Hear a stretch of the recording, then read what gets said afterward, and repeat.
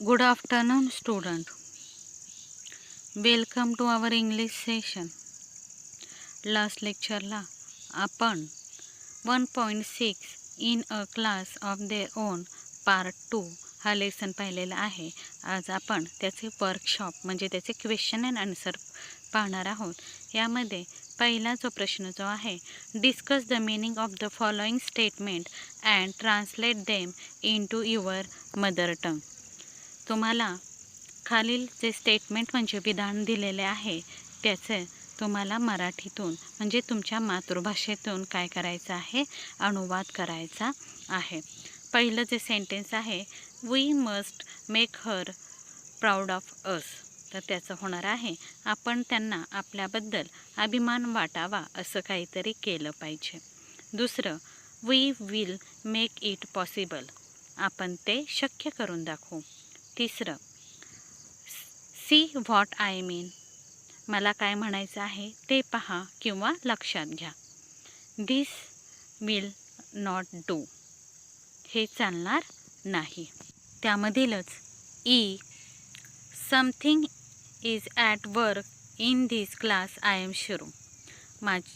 माझी खात्री आहे की नक्कीच या वर्गात काहीतरी चालू आहे.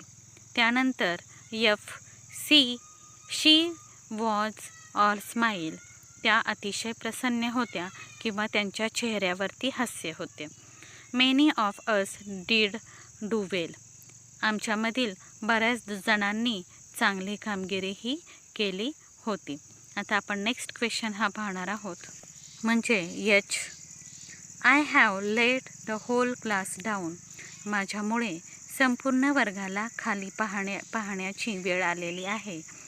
That's quite a leap. खूप चांगली झेप किंवा ही प्रगती आहे. क्वेश्चन 2 पाहूया आता.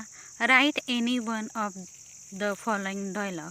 खाली तुम्हाला काही सिच्युएशन दिलेले आहेत, तर 3पैकी तुम्हाला एक हा डायलॉग हा राईट डाऊन करायचा आहे.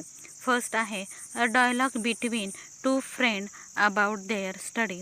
2 मित्रांमधील त्यांच्या अभ्यासाबद्दलचा संवाद. दुसरं, a dialogue between teacher and student about studies. शिक्षक आणि विद्यार्थी यांच्यामधील अभ्यासाच्या संदर्भातील संवाद.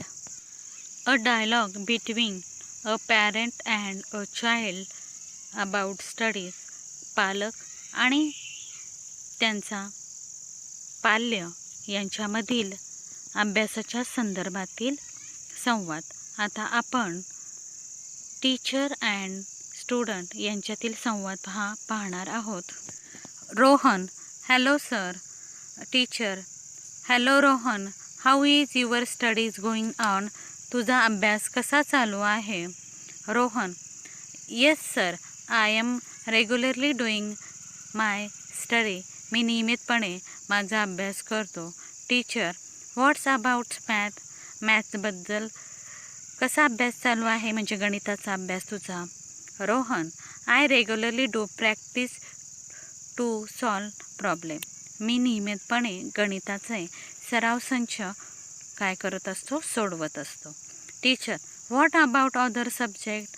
अदर विषयांचं काय, म्हणजे अदर जे दुसरे विषय आहेत त्यांच्याबद्दल काय. Rohan, yes sir, I am studying other subject too. मी बाकीच्या विषयांचा सुद्धा काय करतो, अभ्यास करतो. Teacher, okay good, all the best for your study. ठीक आहे, तुला तुझ्या अभ्यासासाठी शुभेच्छा. रोहन म्हणतो, थँक्यू सर. अशा पद्धतीने तुम्ही डायलॉग हे तयार करायचे आहेत. बाकीच्या 2 विषयाचे डायलॉग तयार केले तरी चालणार आहेत. आता आपण नेक्स्ट क्वेश्चनकडे वळूया. नेक्स्ट क्वेश्चन जो आहे, what rule would you like to make for. तुम्हाला कोणते नियम बनवायला आवडतील. तर पहिला आहे, रूल फॉर मायसेल्फ, म्हणजे माझ्या स्वतःसाठी असणारे नियम. तर काय येईल, I should wake up early in the morning. मी सकाळी लवकर उठेल. I must do exercise regularly. मी नियमितपणे व्यायाम करेल. I must do my homework regularly. मी नियमितपणे माझा घरचा अभ्यास पूर्ण करेल. I must follow school rule every day. मी शाळेचे नियम प्रत्येक दिवशी पाळेल. I must do study regularly. मी नियमितपणे अभ्यास करेल. आता दुसरं आहे ते म्हणजे रूल फॉर क्लास, म्हणजे वर्गातले काही नियम आहेत ते. Student should come to school on time. विद्यार्थ्यांनी शाळेत वेळेत यायला हवं. Student should follow rule of school. विद्यार्थ्यांनी शाळेचे नियम पाळले गेले पाहिजे. Student should not make noise in the class. क्लासमध्ये विद्यार्थ्यांनी आवाज नाही केला पाहिजे. Student should keep discipline in the classroom. वर्गामध्ये त्यांनी शिस्त ही पाळली गेली पाहिजे. Student should complete their homework on time. विद्यार्थ्यांनी त्यांचा घरचा अभ्यास वेळेत पूर्ण केला पाहिजे. असे हे जे रूल आहे ते स्वतःबद्दल आणि क्लासबद्दल तयार करायचे आहेत. आता पुढचा प्रश्न जो आहे, prepare a card for your friend wishing him her the best of luck, all the best in an examination.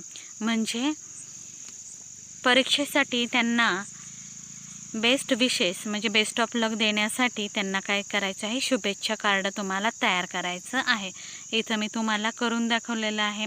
वरती जे येणार आहे ते कोणाला तुम्ही शुभेच्छा देणार आहे त्याचं नाव, आणि खाली जे येणार आहेत हे स्वतःचं तुमचं नाव येणार आहेत. छान तुम्ही कार्ड बनवायचं आहेत आणि मला पाठवायचं आहे. आता पुढचं जे आहे, find and write 3 example each of the past, present and future tenses from the story. स्टोरीमध्ये तुम्हाला भूतकाळ, वर्तमान काळ आणि भविष्यकाळ याचे काय करायचे आहे, स्टेटमेंट म्हणजे विधानं तुम्हाला शोधून लिहायची आहेत. आता आपण पास्ट टेन्सचं विधान पाहूया. We will like her very much. आपल्याला माहिती आहे की पास्ट टेन्स म्हणजे भूतकाळ, यामध्ये ईडी हा प्रत्यय व्हर्बला लावलेला असतो.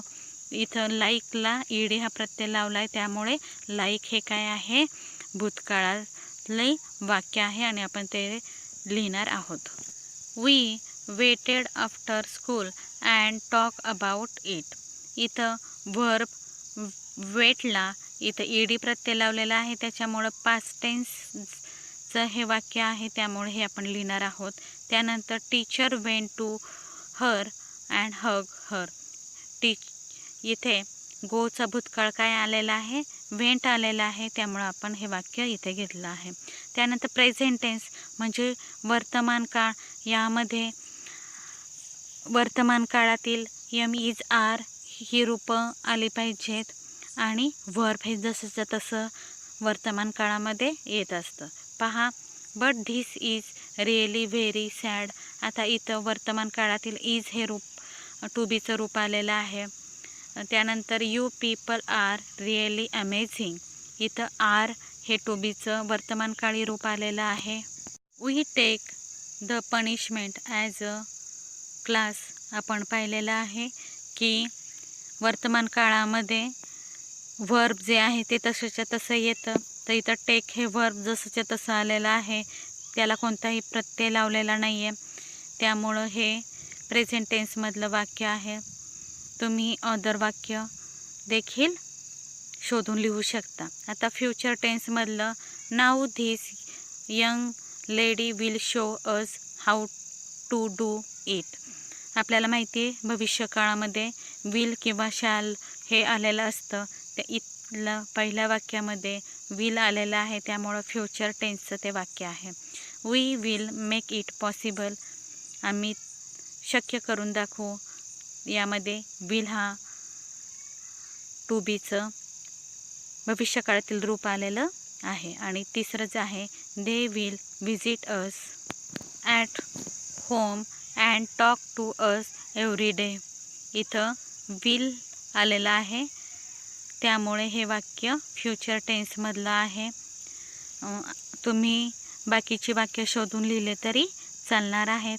हे क्वेश्चन अँड आन्सर तुम्ही मला लिहून पाठवणार आहात. Thank you. See you again in our next English lecture.